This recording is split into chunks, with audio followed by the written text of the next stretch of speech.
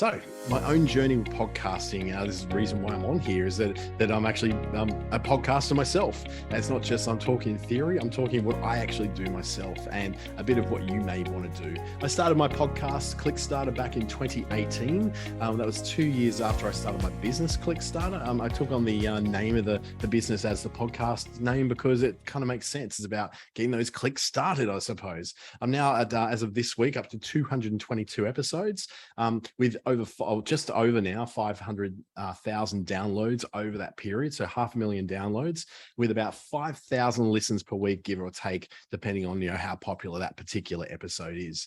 It certainly didn't start from that position though. I started from absolute zero, no listeners, no nothing. And this has grown over time. Now, my podcast is nothing spectacular. It is absolutely, even though those results look really cool, I've done nothing special. I've done practically no effort in putting this thing together. It's basically just my blog read out loud. So I've got a blog that I produce a weekly article in, and then I just turn that into a reproduced version on podcasts. And for some reason, because it's been quite consistent over those few years, it's grown quite an audience about it. So I think I probably should take it a bit more seriously than what I do. That said, someone else did, which is FeedSpot, which FeedSpot is like a ranking site for podcasts. And they've ranked me as the #1 Australian digital marketing podcast. So I thought that was really cool. And it's saying that basically I'm a one to follow in 2023. So that's a really good, I was really happy with that result. Enough about me. What we want to see is what the results were. So I'm not just doing this just for a bit of glory and a little bit of narcissism. I'm doing it because it drives 500 plus clicks to my website every single week. And those people go on to either read about my products and services, or they drop in and read more of my blogs, or they join my newsletter. In fact, 20 or more people subscribe to my newsletter weekly as a direct result of this podcast. I've got 2 or more bookings for consultations each week. This week I picked up 3, so it was a lot more. 10 plus general inquiries weekly. That goes up and down depending on the week. A little bit quieter this week, definitely probably quiet next week. But once we come back into January, that's when things really start to pick up.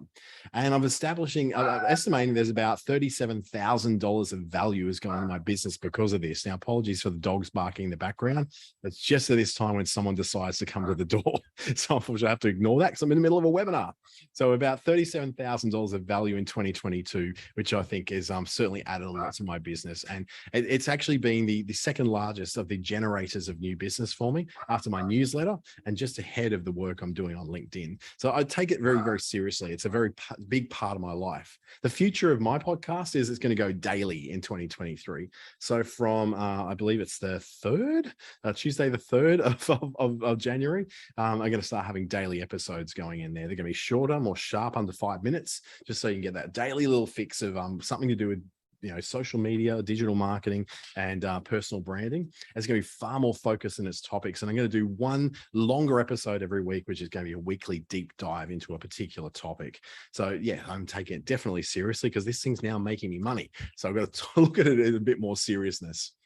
Now, why should you start a podcast? I've got 17 reasons I'm going to shoot through. 9 out of 10 Aussies are aware of podcasting. So that's pretty good. That doesn't mean that, it's just the same way that, everyone's aware of radio and television. Well, almost everyone now is aware that podcasting is a thing. They understand what it is, even though they might not necessarily listen to it. But 40% of Australians in 2022 listen regularly to podcasts. It's around about half of all Australians listen to them on a semi-regular basis, but every single week, pretty much, someone listens to podcasts. That's 40% of Australians. So 40% of 25 million, you do the maths, and you can figure out that's a lot of people. In addition, it reaches a whole new audience who prefer to listen rather than read. Not everyone sits there wanting to read great big globs of text. They don't necessarily have the time for. The beautiful thing is that the podcasting happens in the background. During my day of work, I'm constantly listening to podcasting because that's how I learn new things and pick up new tips and tricks on how to do things. It's something which is far more passive than having to sit there and have a dedicated read. If I hear something on a podcast that gets my attention, I can quickly jot it down and I've got that new information to move forward with. Whereas, I can't really do that when I'm having to read something. I'm having dedicated time then having to read it. 80% of those who listen regularly listen right to the end of each podcast episode. That's really important because that's not the case with YouTube videos. YouTube videos, the drop off happens after about a minute. It really, really drops off, or people just jump straight to the point which involves them. But because of the personality involved with podcasting, people will listen right to the end. And there's often stuff at the end that's incentivized for people to listen to. It might be like a special link to a special gift or something which is going to keep them thinking a bit more about that. And then number 5, it increased credibility when you have a podcast over just having social posts alone. Social media is a very effective way of getting attention. It's a great way of letting people know you're there. A great way of letting people know that that you have some expertise, but to really get some trust in that expertise, you have to lead people off social media into platforms where they can see more of your expertise. Long format content like blogs, or like a book or an ebook, or a newsletter, or a podcast. A podcast is a really good way of doing that. So it does give you a lot more credibility over just having social posts. It's also a more intimate connection than blogs and social media. There's something about radio, for instance. I come from a background of radio. I was in radio for, 13 and a half years, for probably about 15 years, actually. But actually on air for about 8 of those years. And there's something that you develop a rapport with people who you hear the voices of quite frequently. You feel like there's a bit of a relationship there. You understand them. Sometimes you feel like they understand you as well. That's not just my bias coming from the fact that I used to be a radio guy. This is based upon the feedback I get from people who email me every week, thanking me for a piece of information or thanking me for being part of their week. And whilst that sounds really bizarre and sounds really self-congratulatory, it's actually what happens when you start a podcast. You get fans. People start to follow you. It's a weird thing that happens. You think of having fans as being weird? Start a podcast and you'll get them. Number 7, build more effective at building a personal brand than social media alone. Social media is, as I said, really good at building the attention, but something like a podcast or even a video channel is far more effective at driving that attention much further than just simply, hey, I know that person. It drives it down that funnel of knowing them, liking them, and trusting them. That's ultimately what you want to do for customers, is to get them to trust you enough to work with you or buy from you. And number 8, doesn't require a big investment or any kind of fancy equipment. Now, I've got my Shure microphone here. It's a $400 microphone. I didn't buy that until 3 years into my podcast. I was just using a really cheap $75 microphone that came, like, it was a little portable thing. It looks like a little grenade, actually. And then you whack it out, unfold it, and off it goes. That was the limit I went to. $75 is what it cost me for 3 of those years. I bought this expensive one because I'm doing lots of these classes and I do a lot of professional voiceovers, and I need to be able to do them from wherever I am, including house sitting on the Gold Coast. So in order to get that higher quality, yes, I did spend a bit more. That said, you don't need fancy equipment. Laptop computer, nice microphone, or even just a lower end one for about $75. Even lower than that, you can get them for around about $25 to $29. I saw one on Kogan the other day for $16. That was a really good enough condenser mic ready to work with podcasting. So for as low as $16.99, I think it was, plus about $20 postage probably. But it's a way of you getting in without having to have a massive amount of equipment. You can go to JB Hi-Fi or Harvey Norman. They've all got computer microphones. Even if you get one of those little ones that sort of the Madonna mics, I call them, they've got the headpiece one. They will give you a decent enough quality. In fact, if you want to use just your mobile phone, you can use the wired headphones. Now, Bluetooth ones don't do as good a job, but the wired ones, like the original Apple earbuds, they are excellent, because what you can do is just pull the little microphone thing up towards your mouth so that you get a much more direct voice straight into it. And that works by plugging into your computer as well. So you don't need expensive equipment at all. Number 9, it builds your confidence when it comes to public speaking, and everyone can use a bit more confidence with that, because you get to sort of rehearse this a bit. You get to be very well practiced at it. By the time you get to 222 episodes, then you'll be in a position where you're just going, well, you don't need to worry too much about confidence, because you've done this so many times. So it's a really good gateway to that. Number 10, it's nowhere near as saturated as blogs. There is 574 million blogs in the world. Yes, you heard right. 574 million blogs. There's nowhere as near as many podcasts. In fact, there's only 2 million podcasts. even though the audience for the both of them isn't that far separated. It's certainly not, 200 times the audience. It's certainly nowhere near that. It's more like maybe about 20 to 30 times the audience of blogs is what there is to podcasts. But the actual amount of people doing those podcasts is very low in comparison to those who are doing blogs. Now, there's a blog for every few people, but there's a podcast for every 174 people roughly.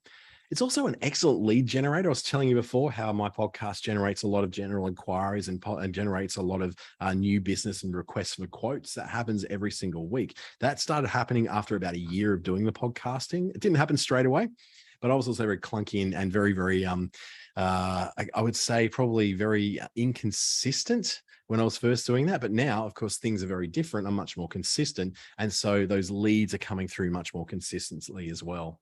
It's also very easy to repurpose in either direction. What I mean by that is you can take pieces of your podcast and split them up into little videos if you want to. If you want to just get little audio grabs of certain points from your podcast, I'll show you how to do a little bit of that later on in one of my systems.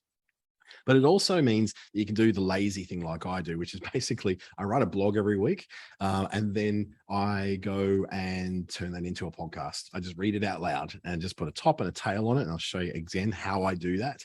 And it's very easy to repurpose that without having to go to lots of extra effort each week. Like I said, I grew all mine just basically the most lazy way I possibly could. Number 13, it's the specialist subjects. So that's probably what you're doing, what I'm doing. I'm talking about digital marketing. You could be talking about dog grooming. You could be talking about, wellness and holistic health. You could be talking about exercise and nutrition or whatever the area is you work in. You can talk about any of these different things because specialist subjects are actually the number one topic in Australia when it comes to podcasts, both with men and women. Now, it's closely followed by things like news and lifestyle and contemporary life. There's interest in all kinds of stuff, including comedy. Comedy is actually the number one overall podcast type, largely driven by comedians, stand-up comedians who've started their own regular podcasts, and also radio hosts who think they're comedians, but they're not really. Number 14. The average of 1 hour and 45 minutes listening time every week for podcasts in Australia. So that's a lot of attention. 1 hour and 45 minutes a week. For me, it's something like 3 hours. I listen to about 30 different podcasts every week. Some of them are very, very short, no more than 2 to 3 minutes. Some of them go for nearly 2 hours. So my listening every week is in multiple hours every week, simply because that's where I do a lot of my learning. I find it a lot easier and a lot more efficient than sitting there and having to read up on things. I can get the information I need and then follow up and read extra info on those topics a little bit later on. 15, we're listening in multiple places more than once. The number one place for people to listen to regular updates of podcasts is YouTube. That's not just audio podcasts, it's also video podcasts or vodcasts, VOD casts, video podcasts. So YouTube's the number one place Australians listen to. Secondly, to Spotify and then Apple. And strangely enough, Spotify has come out of nowhere to really take this over. Apple used to be far and above the highest listening point for all podcasts just even 2 years ago. Now it's YouTube. Spotify is really popular now. They have bought a lot of the very famous podcasts like Joe Rogan Experience, the Gimlet Network, which includes things like Reply All and several other kinds of longer format podcasts. Apple is still around very heavily because, hey, they own the iPhone. ABC is one of the biggest sources of listening to podcasts. ABC podcasts are very highly rated and very highly listened to. Google Podcasts is another platform you can get on your phone to allow you to listen to podcasts. And Audible, which is Amazon's audiobook channel, also happens to have podcasts on it. So I'm on Audible. I'm on all of these except ABC, really. I don't know how to get on ABC. I'll have to figure that out. Otherwise, it's probably just ABC shows, to be honest. Number 16, podcasts reach people where social and blogs can't reach them. So whilst, about 84% of people will listen to podcasts in the home, it's around 56% will listen when driving and then walking. So driving, walking, public transport, work, exercise, they tend to be places where you don't have as much freedom to be able to consume things like blogs and social media, especially driving. You can't. You can just you listen to podcasts, but you can't go and participate in social media or read blogs. When you're working, you may not have as much time to read, but you can listen to things as you're going. And with exercising, Well, it just goes in your headphones, so you're able to listen. So exercise, walking, driving are very significant drivers of podcast listening. When they're combined, they actually form, the vast majority of people who are listening to podcasts. The reason why there's like overlap here is that some people listen in lots of those places. Like me, I listen when exercising, I listen when working, I listen when walking, I listen when driving, and I listen at home. So I'm in 5 of those categories, but it does get to people where you can't get to otherwise. A bit like radio, exactly the same thing as radio. Number 17, podcasts. I've already done that one. There's only 16 of them. Someone wasn't taking notice with his attention to detail. So why do you want to start a podcast?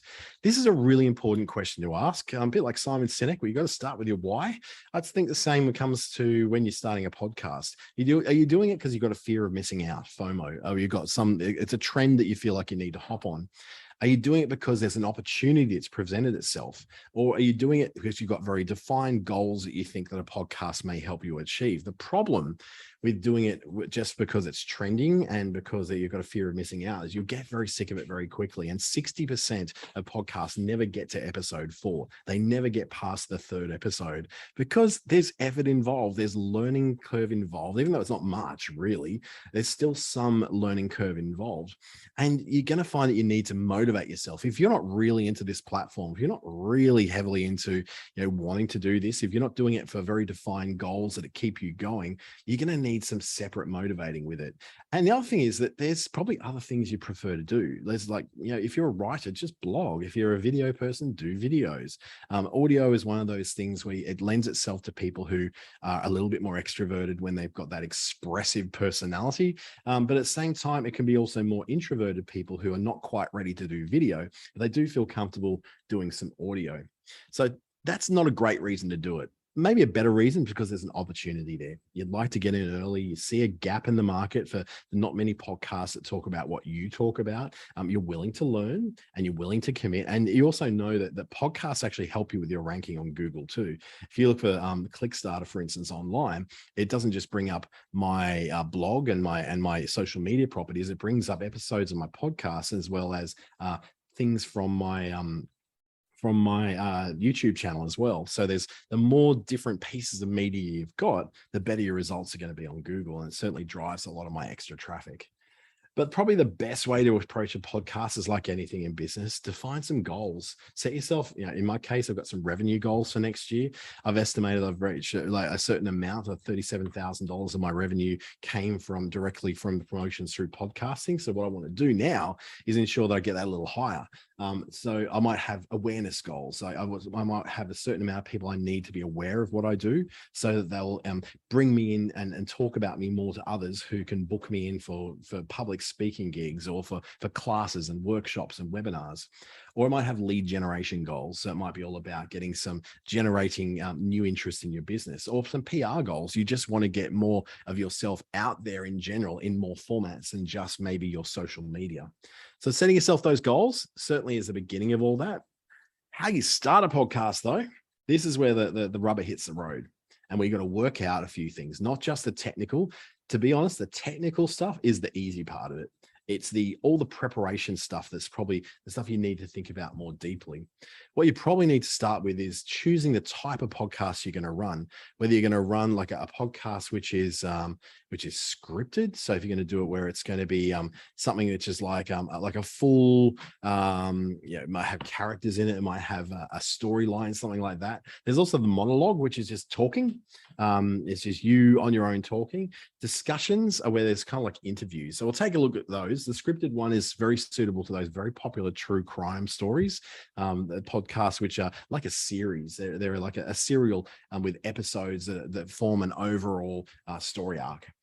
They generally have quite high production values, strong follower loyalty. So there's a lot of people who can't wait till the next episode and they'll listen right through. It suits writers and storytellers as well. So if you're able to get the idea that you are someone who loves to write and you're quite creative, this could be a really good way for you to do it. When it comes to the monologue, this is what I do. I just do a monologue. I just read it. It's very suitable for things like classes and how-tos. It's probably the easiest to make because there's no other people involved. It suits people like experts and coaches and teachers and trainers who have a lot of breadth and depth of knowledge in specific areas that they're going to be talking about on those podcasts. And then the discussion side is that you want some different perspectives, some different voices. You want to associate yourself with experts other than yourself. It takes a bit more organization because you have to line up those guests. And I've got some hints for that a little bit later on in this particular class to give you an idea of where you get those people from. I'm approached by nearly 30 people a week who are looking to be a guest on my podcast, which is fantastic. And the problem is I don't have guests on my podcast because I don't really have the time to organize to do these recordings and all that. So I've got to I picked the kind of style for me, the monologue, is because I was generally just short on time. And that's the best thing I could do with the time I have to work with. Next, and to answer a question that we just had in the chat there, the slides won't be sent out automatically afterwards. The recording of this will be though. But if you can just at the end of this presentation, I've got my email address. Just drop your email to that email, and I'll send them back to you. And they're all on Canva, so I'll just send you a link to be able to see them on Canva. So to plan your frequency means looking at how often you're going to do an episode. So it's either daily or weekly, fortnightly, monthly. There's some pros and cons for each one. The daily, for instance, is very short and to the point. It's probably the easiest to do. It's not really easiest. It's the shortest to do, but you're doing it every day. It's generally around news-based stuff. So you want to do something that's of topical importance right now, or it may be something you've planned out. For instance, my entire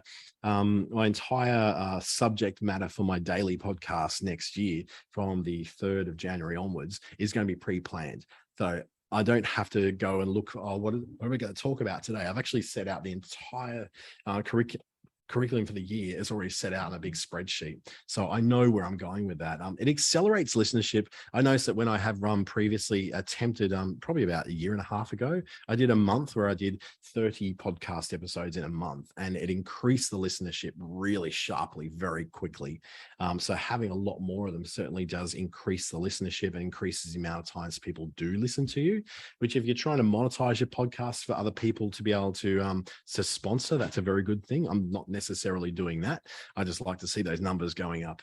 It suits those who've got lots of info and lots of ways of presenting that info. So you're not necessarily having to talk about 365 different topics. You may cover 2 topics in, 365 different ways. So just that you need to have a lot of depth and breadth of knowledge in those topics. In my case, I'm doing 2, 3, maybe 4 topics over the year. So I need to have a lot of information on those because I'm going to have to come up with, if I'm telling you 4 topics, I'm going to have to do 13 different, 13 versions of each topic. So that's 13 episodes on each of those 4 topics. That gets me, 365 days worth of content. That's actually, no, it's not right. It gives me half a year's worth of content, but you know what I mean. The weekly one is where most podcasts are. Most podcasts like to go weekly. It tends to be longer, more predictable patterns, fits with listener lifestyles. It's one of those things where it's the most comfortable place for them to be. At the moment, my podcast is weekly because it's comfortable for me to do. I can whack it together on a Sunday afternoon, Sunday evening, and then it goes on Monday morning. Or I just do it on Monday morning and send it out, which is what I did this week.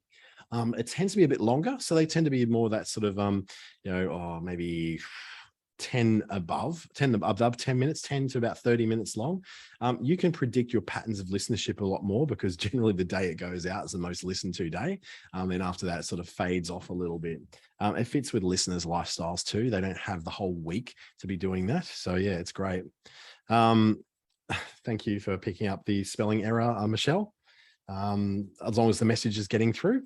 Monthly tends to be longer. They tend to be longer episodes, tends towards higher production qualities. It's also very eagerly awaited. There's one particular podcast I listen to every month, and it's really, really cool. I really love that. It's something which I look forward to that episode every single month, and it's a very long 2-hour podcast.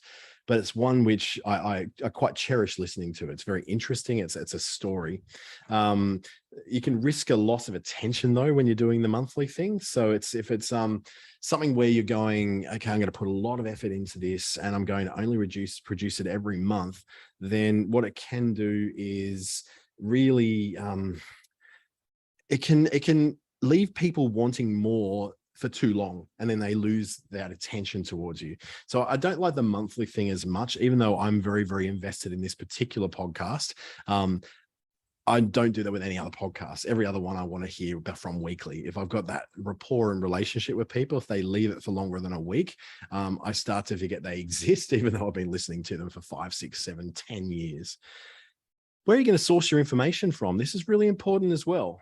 So are you going to write it yourself? Are you going to reshare information you got from other people? Or are you going to repurpose something you've already done? So if you're going to write it yourself, that's the biggest effort. That's where the writer's block comes in, the creative block comes in. You may want to, you have to write your plan out for your episode, or you have to write a script out every time you've got an episode. It has to be something new and fresh every time. And this suits people who work in areas where there's lots of new info coming out all the time. For me in tech, there's news every week of some sort of thing going on. I could do a tech news podcast and honestly fill 365 days a year worth of short podcast episodes. Very good with news-based stuff as well. Not so great when you're in a topic area where you feel like there's only so many ways you can talk about the same topic over and over again. Resharing is another way you can do it. You can then go, well, I'm going to bring in some information I've read from somewhere else. I'm crediting that person I've got that information from, and I'm discussing or reacting to that information. So you might be talking about Elon Musk and the mess he's creating over at Twitter at the moment by creating a lot of hate speech going on there. It's not a very brand safe environment to be in, certainly not safe for people who perhaps are quite easily offended by things, or find they're quite sensitive to what other people say. It's not safe right now, and you might want to talk about that and react about how that's going.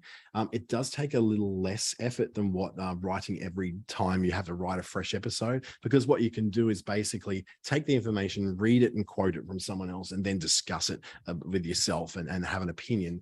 This is a lot of what, say, someone like Alex Jones, who, if you ever come across him before, I hope you haven't, but he's a very extreme libertarian, right-wing nut job, basically. He's been sued for over $1 billion for causing a lot of pain to a lot of people by causing a massive problem with a school massacre. He didn't cause a school massacre, but he actually started a conspiracy theory that denied that school massacre ever happened. So the victims of that have now sued him, and he's up for $1 billion in fines, so and compensation. So it's like a massive thing there. That's the problem you can get with reacting to other people's stuff. You've got to make sure those sources are correct. It's a little less effort than writing everything yourself, but the easiest way is repurposing. For my case, I repurpose a blog post.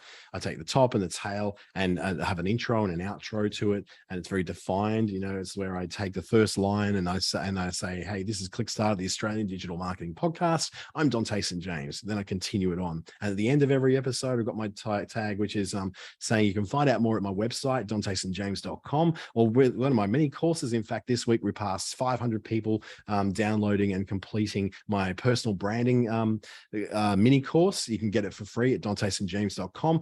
And right now it's time for you to get back to work and get your business, get known, get found, and stay known. And that's how I end every episode. So it has a continuity and a kind of consistency that goes through them all. It can be awkward to read, though, because not all the time when you write something for reading off a screen does it translate well to being read out loud. So if you've got to have a particular style of writing, it's very conversational and casual, that can be turned into something it translates well to being something more than just written on a page. Then you got to choose your length. I know there's a lot to consider here. Trust me, when you do all this stuff first, the actual technical stuff, which I'm going to spend probably the least amount of time on, is just going to make it's going to be so much easier. So you might choose a short, medium, or long kind of podcast. The short ones are generally under 10 minutes. They're the lowest effort. They suit daily and weekly podcast episodes. The medium ones from that 10 to about 30 minutes long, that suits people who want to do something maybe weekly or fortnightly. And it's good for that sort of mid-range effort. For you don't want to go too hard on it, but you don't want to be too lazy with it. I do the short ones because, I'm just a naturally lazy guy. The long ones are 30 plus minutes. So you're looking at, longer episodes, up to 2 hours in some cases. I know there's a podcast that was happening with a particularly nasty person that was being interviewed by another particularly nasty person that I listened to, which is nearly 5 hours long. It was such a train wreck that I couldn't stop listening to it. I'm not going to tell you who they are because I don't want you to waste your time on listening to them. They're terrible people. It also suits people who want that sort of less often, so maybe fortnightly or monthly episodes, and it takes the maximum effort because obviously you've got a lot of editing that's going to happen when you've got big, long conversations or big, long discussions or reactions. So what do you do when you're recording a podcast? This is where we get to the technical angle. Recording a podcast can happen through a system called Audacity, which is a free download for Windows and Mac. You get it at audacityteam.org. I'm going to show you in a minute what that looks like. That is one of the more popular ways to be doing it on your computer. So that's how I do it. And I'm going to show you exactly how I do that in just a second so you can get an idea of how that software works. Another way is through Anchor, which is a Spotify tool. It's kind of like an all-in-one podcast tool. It allows you to work on your computer, on an Android phone or an Apple phone as well. You just go to anchor.fm or you just go and download it from the App Store. And you can literally just record into your phone or into your computer, and it will allow you. It's got like a really simple editor in there as well. It's not particularly good for having intros and outros and all that sort of thing, but it's very good for if you just go straight in and you're talking just off the top of your head on something. It could be a really handy way for if you want to do a daily thoughts podcast where you talk about something every single day, and you might just get out your phone and just simply talk to your phone. And the quality doesn't have to be as good, but if you've got like a really good microphone or headset microphone that goes into your phone or into your computer, you can get a better quality out of it as well. The good thing about Anchor, though, is that it's not just a recording tool. It's also an editing tool, and it's also a distribution tool. So it actually distributes your podcast to all those platforms like Spotify, not YouTube, but Google Podcasts, Apple Podcasts, some of the other places like Amazon Music also has them. Audible is another place where podcasts go to. So what I'm going to look at is Audacity, and it's going to swap my screens here and bring this one up so you can see this on the screen. It's got to bring it up on the right screen. Let me just unshare this one. This is where things get technical when you're trying to share lots of different screens and move things around a lot.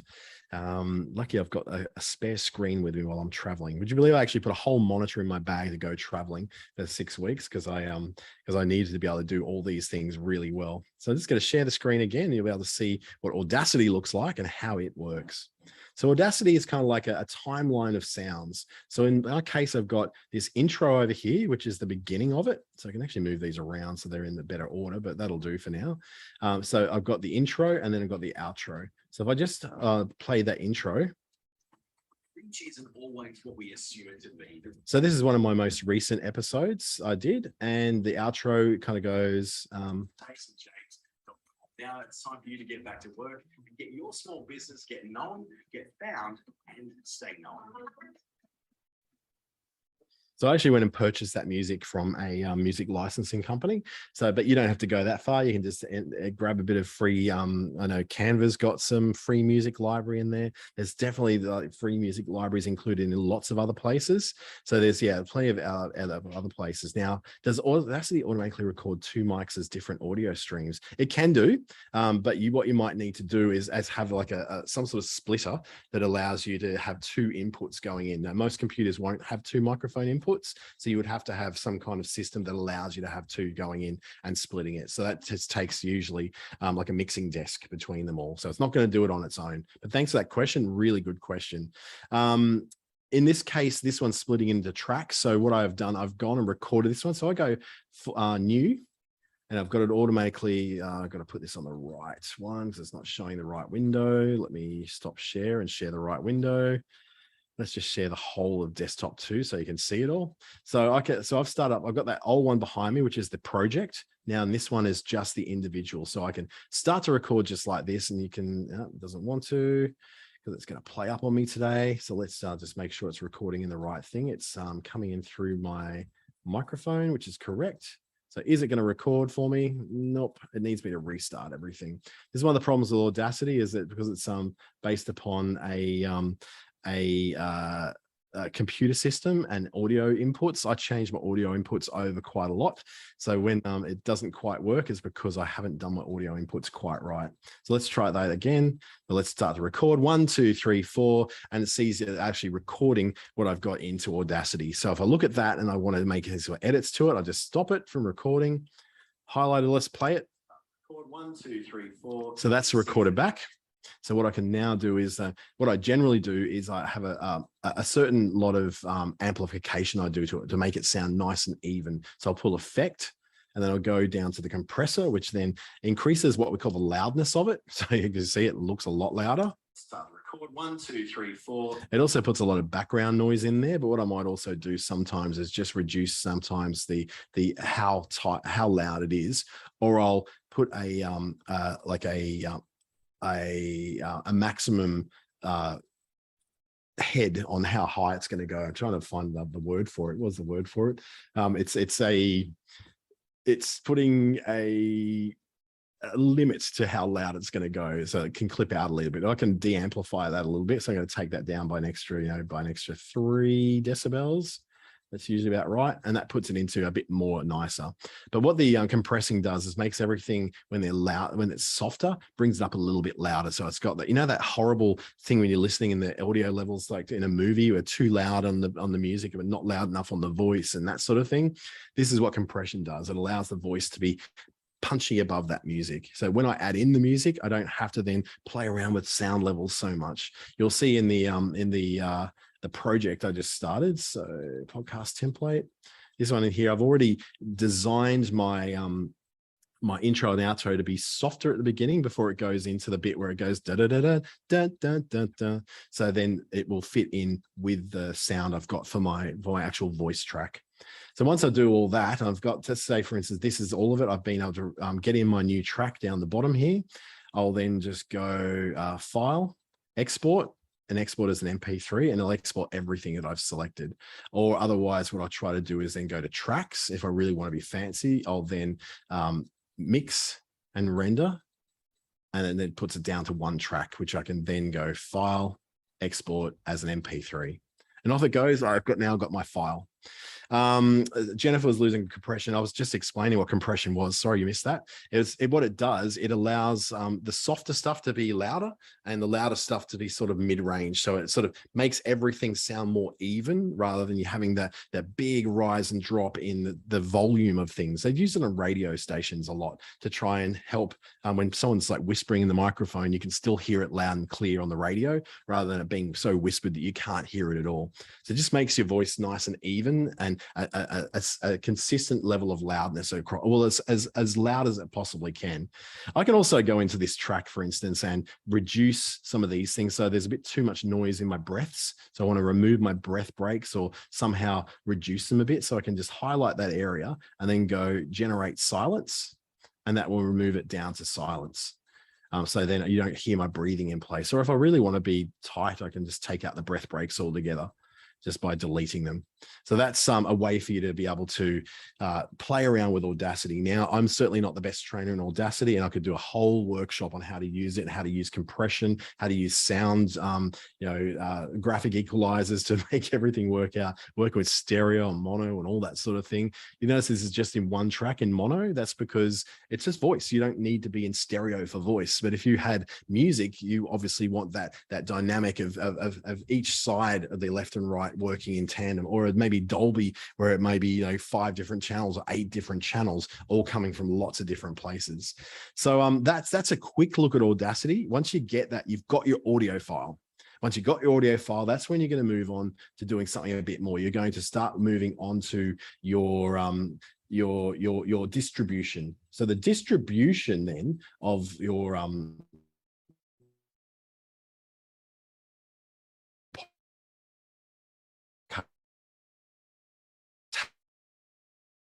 through podcasting platforms. I think Podbean from memory starts free. RSS.com starts for free. But once you get to a certain amount of episodes, then you have to pay. Anchor, again, starts for free, but then grows as you add more things to it. Libsyn, I think, starts for free. It's one of the biggest ones, actually, Libsyn. Podbean's also very, very popular as well. I use 2. I use one called Audio Boom, and I've been using for practicing and trialing. I use one called podcast.co. Audio Boom is around about $10 US per month, and that allows me to sort of store everything in there. Now, I'm not going to go deeply into these systems because every single one of them is different in the way they handle those things. I might be able to show you podcast.co because that's a little test one I do. So if I just pop out of here, pop into podcast.co, you can sort of get an idea of how this works. So podcast.co, and you'll be able to see, roughly how this would work. Logging in. And look, they do operate largely the same way, but they all have their individual differences. So in this one, this is like my trial one. It's a small marketer podcast. If I click on that and go into the podcast, you can see, some of the analytics of this one. This is not one this is like my practice one. I don't actually distribute everything through this one. You can see how many episodes it got, how many downloads over the month it had, the monthly unique downloads. You can see all the episodes I produced. So all those, which are basically the same as my main podcast. Your analytics will show you, what the listenership has been like and how it's been going, where they've been listening from, what systems they're listening from as well. So you've got a much clearer idea of where people are coming from for your podcasts. You put your settings, so your basic settings that go out to all the places like Apple Podcasts and Spotify. This is the information that they end up having about your podcast: the album art, the name, the category, and then a little bit about it, like a little blurb about it. And then you can share and publish. This is where, for instance, there's a feed that you can then put into all those different things. So in this case, they already provide a whole lot of those. So I've gone up and they distribute through to all these. So Podchaser is already set up. Google Podcasts, it's already put it out there, and it's come back, and here's the feed on Google. Here's the feed on Deezer, Stitcher, Acast. Apple Podcasts has already got it. A little bit of a different setup for Apple Podcasts. You have to get an account with Apple. It's free, but you have to go through a couple of steps extra to get it onto Apple. So I did that quite a long time ago. But if there's that specific stuff, there's lots of instructions online that'll help you on how to do that. Spotify as well is automatically posted too, and here's where you'll find it on Spotify and tune in. Pocket Casts, Amazon Music are all in there. So podcast.co has actually automatically sent all those out, except for Apple. Apple, I have to go and put some of that in myself. Now, this great question for Rowena. Does my podcast get streamed internationally or just within Australia? Once it's out there, it goes international. They're all international. Now, my listenership for my podcast is majority Australian because it's pitched as an Australian digital marketing podcast.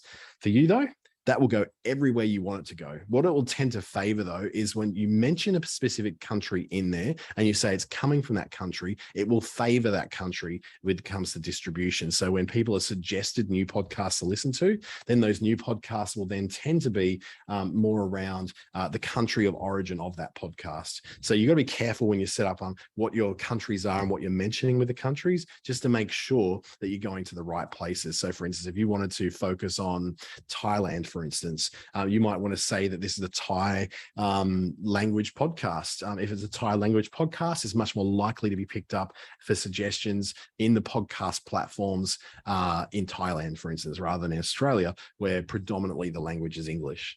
So yeah, just make it very clear in your podcast name and description who it's for. And that tends to be who it's going to be suggested to when it comes around to getting your podcast out beyond just yourself and out to the rest of the world. So those different podcast platforms I was talking about, I've used a few of them.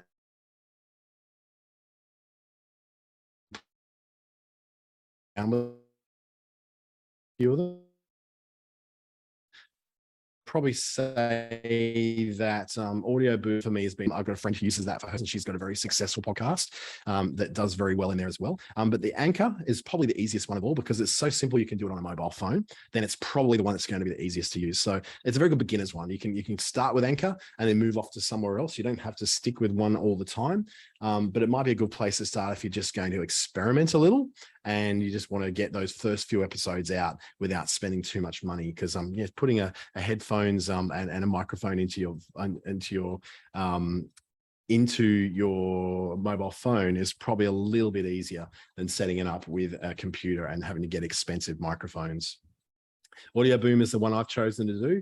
That's where all 222 of my episodes are, where all my analytics are. But if you're looking for guests, and this is going to come up if you want to do an interview style podcast, and this seems to be a podcast format that lots of people are really comfortable with. And when I come to think about it, this is what I listen to most. Most of the podcasts I listen to usually have guest presenters on them. And they're very interesting, that because there's always something new, someone in there. And if you want to look for guests, there's systems that you can be part of and look on, that you can put out yourself out there to be a guest on podcasts, or you can say that you have a podcast that's looking for guests. So Matchmaker FM, podcastguests.com, Podmatch, Perfect Podcast Guest. They're all just as good as each other. They've all got lots and lots of people. Matchmaker's got about 50,000 guests registered. So if you need guests who are, people who are experts in what it is you do, and you want to invite them on to have a chat with them, that's where you go, one of these sort of places.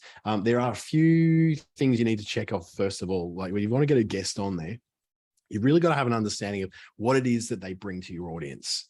And understand what they're trying to sell. Most of the time, these people are trying to get on your podcast because they're trying to get a bigger audience to sell what they're trying to sell.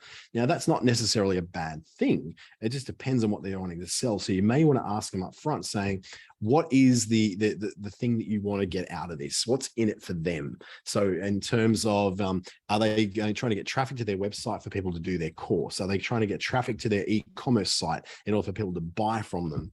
And then what's in it for you? So for them, it might be they get a link back to their website from your podcast. So here's a link to their website. They get to advertise their website.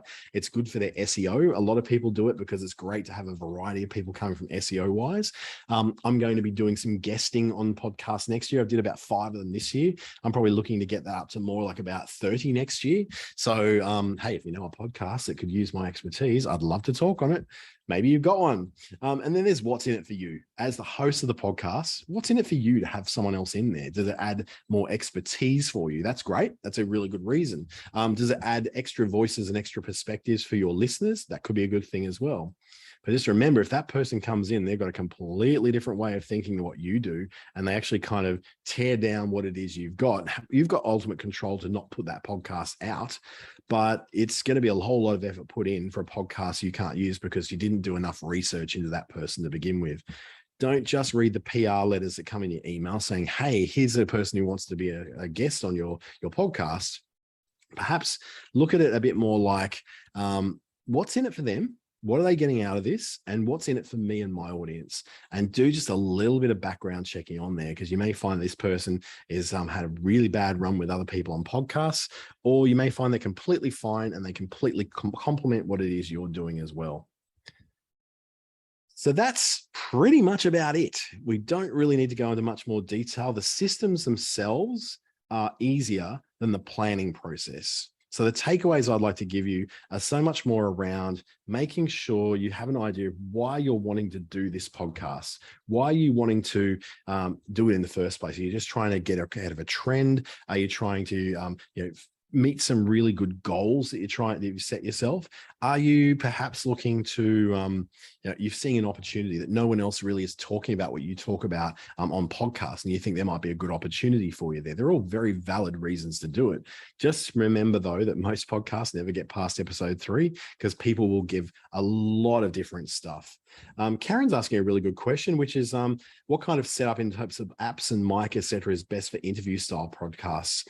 So what you find for interviews, generally most of them are done remotely through something like Zoom. So you record it on Zoom, you take the audio file. So when you record something on Zoom, it produces both a video file with a video and audio and a separate audio file. So you can take that audio file and just put it into Audacity, edit it down, and then bring it up like that. Microphones wise, you can get really good microphones from anywhere from about $50 up. Particularly good microphones are around about that $150 level. So we start getting like the Blue Yeti.